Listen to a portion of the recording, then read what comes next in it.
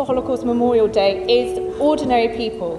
We've sort of already looked at perpetrators and complicity, but I want to really sort of delve into that element of complicity to unpack what it actually means, and I'm going to be asking you a lot of questions. There's a lot of questions around Holocaust academia and studying the Holocaust. We're not necessarily going to find the answers today, but I just want to raise them to you. And a lot of sort of, all of you are potentially looking at going on to university, further education, etc. A lot of scholarship, a lot of academia focuses on raising questions that sometimes you don't have answers to. The fact that you're grappling with that question in the first place is what's really important. Together we light the darkness.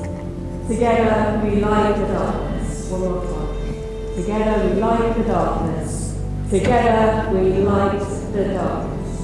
Thank you. If you can just raise your hands in the air for a moment. These poems by Resnikov, they come through extremely powerfully, extremely clearly, I think. And when I read these, I feel like I'm experiencing what happened rather than I'm experiencing a poet's kind of artistic and creative engagement.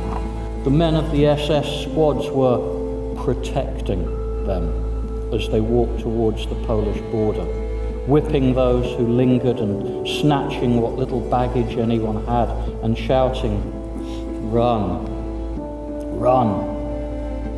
When they came to the Polish border, the Polish officials examined the papers of the Jews, saw that they were Polish citizens, and took them to a village of about 6,000. The Jews numbered at least twice as many. So, in a way, he completes what the Nazis started, by silencing, by erasing lives of communities of culture, of their past, of their memory. He does the second killing by erasing their memory.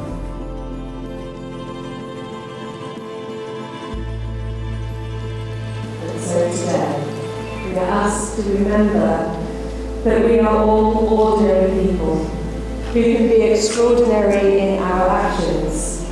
We can all make decisions to challenge prejudice, to stand up to hatred, to speak out against identity-based persecution, and to shop responsibly.